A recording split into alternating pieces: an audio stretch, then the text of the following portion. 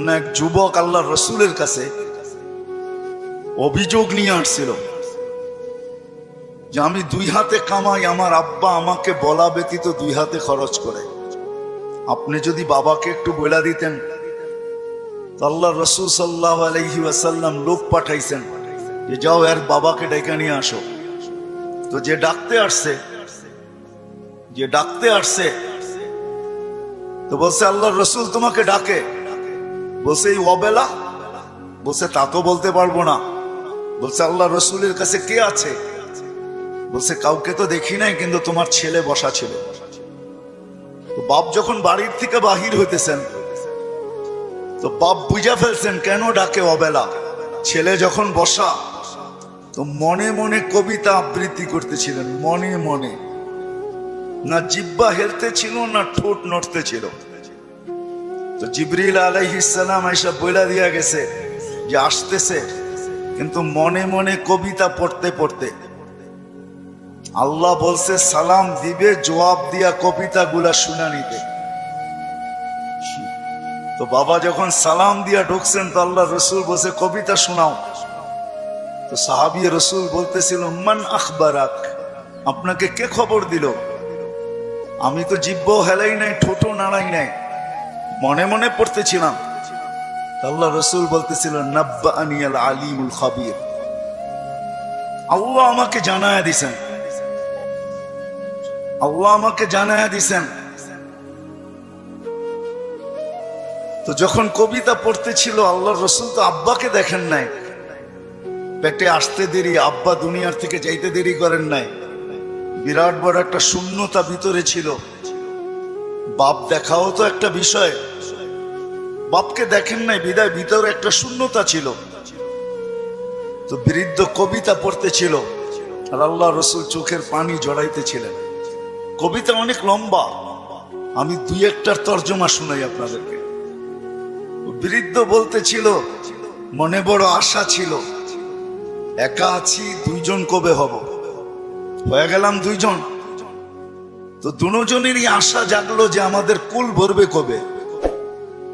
আল্লাহ কোলো বইড়া দিল যেদিন তুমি আসলে। তো দুইজনই ভাবলাম যে আমাদের আর বাঁচার দরকার নাই, এখন বাঁচবো তো সন্তানের জন্যই বাঁচবো। সত্য এটাই, কিন্তু মা বাবা সন্তানের জন্যই বেঁচে থাকে, সন্তানের জন্য বেঁচে থাকে। বলে আমরা তোমার জন্যই বাঁচতেছিলাম, আমরা বুড়া হইতেছিলাম, তুমি জওয়ান হইতেছিলা, আমার সবকিছু তোমার ভিতরে যেতেছিল। একদিন তুমি পায়ের উপরে দাঁড়ায় গেলা, কামাইতে শুরু করলাম, আমি বুড়া হইলাম। তো বাপের বড় আফসোস ছিল যে তুমি আমাকে বাপ না মনে করতে, একজন হিতাকাঙ্ক্ষীও তো ভাবতে পারতে। তুমি আজকে আল্লাহ রসুলের কাছে আমার বিরুদ্ধে অভিযোগ দিলে। আল্লাহ রসুল পুরা কবিতা শোনার পরে যুবকের কলার দ্বারা বলতেছিল কুম ওঠ, আনতা ওয়া মালুকা লি আবিকা, তুমি আর তোমার মাল তোমার বাপের, বাপের বিরুদ্ধে অভিযোগ। তো আমার প্রশ্ন যেটা ছিল যে দিন আমাদের জন্য কেন? আজকে যদিও আমরা ভাবি না, চিন্তা করি না যে দিন আল্লাহ আমাকে কেন দিলেন, দিনের পরিবেশ আমার জন্য কেন প্রয়োজন, কেন প্রয়োজন? সত্য এটাই, আপনি মানেন আর না মানেন, বোঝেন আর না বোঝেন, এটা কিন্তু আল্লাহর তৈরি, আল্লাহ তৈরি করছেন। কে তৈরি করছেন? এটা কার তৈরি করা? এটাও তো একটা মেশিন, মানব নামের মেশিন, ঠিক না? না মেশিন না? মেশিন তো। এটা যতগুলা কাজ একসাথে করতে পারে, দুনিয়ার কোনো মেশিন মনে হয় এতগুলা কাজ একসাথে করতে পারে না, ঠিক না? এটাও তো মেশিন, এটার আল্লাহর অস্তিত্ব দেওয়া মেশিন। একটা ছোট প্রশ্ন আপনাদের কাছে আমার, সমস্ত মেশিন চালানোর জন্য যদি রীতিনীতি থাকতে পারে, তাহলে এই মেশিনটা চালানোর জন্য কি কোনো রীতিনীতি নাই? ওটা কার পক্ষ থেকে নির্ধারিত হবে? মেশিন যে তৈরি করে তার পক্ষ থেকে নির্ধারিত হয়, ঠিক না? আপনি স্বীকার না করতে পারেন, কিন্তু আমার কথা লেখা রাখেন, আপনি আর আমি জমিনে আসছি সাদা কাগজে সিগনেচার দিয়া। আমি কোরআন দিব আপনাকে, সাদা কাগজে শুধু সিগনেচার দিই না, সাথে সাথে ফিঙ্গারও দিয়ে আসছি, ফিঙ্গার। নাইলে কোরআন এই কথা চিৎকার দিয়ে কোনোদিন বলতো না, আলাস্তু বিরাব্বিকুম ক্বালু বালা।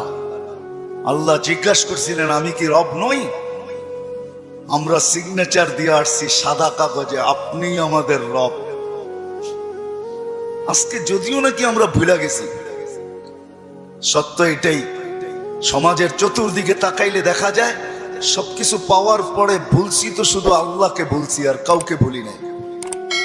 আপনি যুবকের দিকে তাকান আর বৃদ্ধের দিকে তাকান, নারীর দিকে তাকান আর পুরুষের দিকে তাকান, শিক্ষিতর দিকে তাকান আর অশিক্ষিতর দিকে তাকান, গরিবের দিকে তাকান আর ধনীর দিকে তাকান, উচ্চ সোসাইটিওয়ালাদেরকে দেখেন আর নিম্ন সোসাইটিওয়ালাদেরকে দেখেন। সবার দিকে তাকাইলে একটা কথা সুস্পষ্ট, সবকিছু আল্লাহর থেকে পাওয়ার পরে কিন্তু আমরা ভুলে গেছি আল্লাহকে। সবকিছু পাওয়ার পরে, সত্য তো? হ্যাঁ, যদি প্রমাণ চান আমি দিতে পারি, প্রমাণ চান আমি যুক্তি দিয়ে দিতে পারি। বলেন ডেলি অক্সিজেন নেন কার? কে অক্সিজেন দেয় আমাদেরকে? হ্যাঁ মানেন? হ্যাঁ, আমার তো বুঝে আসে না আপনাদের এলাকায় ঢোকার পরে যে উন্নত বিশ্বের কোন লোককে যদি এই এলাকায় ছেড়ে দেওয়া হয়, বা ঢাকা শহরের ঘনবসতি এলাকাগুলাতে ছেড়ে দেওয়া হয়, বা পুরান ঢাকার কোনো গলিতে ঢুকাইয়া দেওয়া হয়, ও মনে হয় বাহির হয়ে ভাববে যে এইখানের মানুষ অক্সিজেন নেয় কি করে, ঠিক না? মনে হয় বুঝাইতে পারি না, কিন্তু আমাদের নিতে কোনো অসুবিধা হয়? হ্যাঁ, আপনার গলিতে অক্সিজেন কে ঢুকায়? হ্যাঁ, কাটটা নেই, প্রতিদিন কার অক্সিজেন কতটুকু নেই জানি? হ্যাঁ, পার হেড 550 লিটার নেই। মাছ যদি 30 দিনে হয়, তাহলে আর আপনি আর আমি 16,500 লিটার পার মান্থ নেই অক্সিজেন। বলেন এখানে আমরা যেই কজন বসা আছি, ডেলি কতবার মন খুইলা আল্লাহ বলি? আল্লাহ, কতবার মন খুইলা আল্লাহ বলি? আল্লাহ যদি জিজ্ঞাসা করে তুই আমাকে এরকম করে ডাকিস কেন, তো আমি ভিতর থেকে যেন জবাব দিতে পারি, মালিক 24 ঘন্টা তোমার অক্সিজেন নেই, 1 টাকা বিলও তুমি নাও না।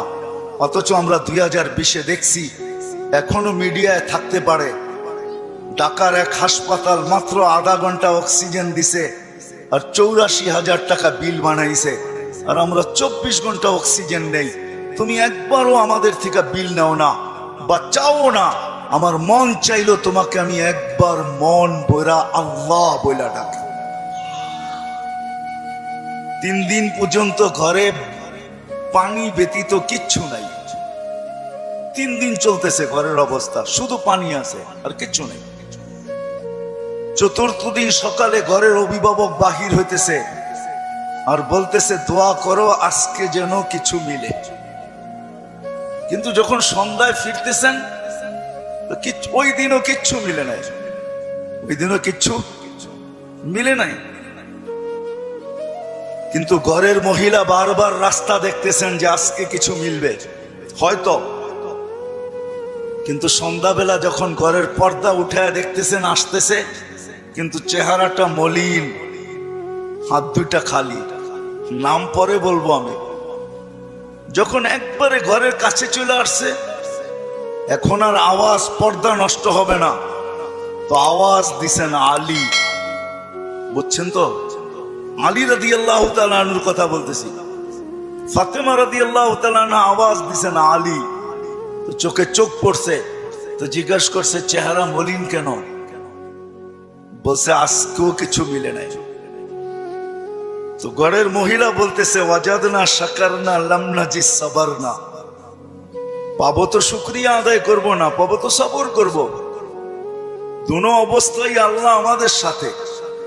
আর আলী এটা জানো, আল্লাহ যাদের সাথে থাকে তাদের চেহারা মলিন হওয়ার শোভা পায় না। একটু ভাবেন না, একটু ভাবেন না।